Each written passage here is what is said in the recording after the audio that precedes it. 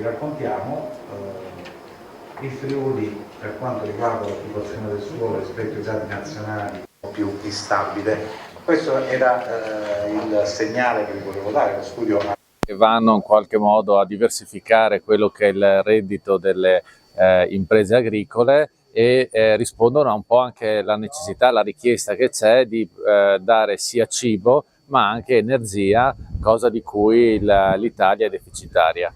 Questo si esprime in vari modi, principalmente negli ultimi anni con lo sviluppo del fotovoltaico, che negli anni anche si è evoluto in qualche modo, si è passati dal fotovoltaico a terra, dall'agrivoltaico, che in qualche modo cerca di coniugare sia le esigenze di produzione primaria con quella del fabbisogno energetico.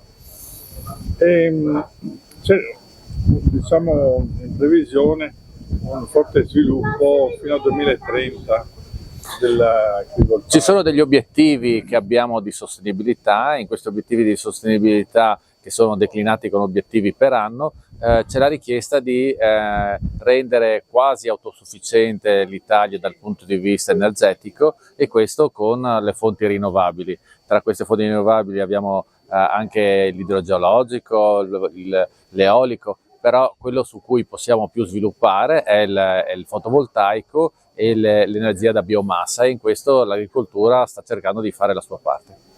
Uno dei problemi che abbiamo riscontrato ultimamente è che molti di questi pannelli posti sopra le case sono risultati poi pericolosi, si sono infiammati, bruciando anche le case.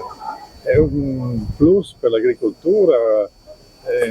Questo non saprei dire, è chiaro che spostare verso le campagne un rischio può essere di vantaggio, ma credo che l'evoluzione tecnologica fa sì che questo rischio sia sempre minore. È una ricerca, è un mondo che ancora si sta sviluppando, e immagino che in futuro avremo soluzioni sempre più sicure e più idonee a quello che è il nostro fabbisogno.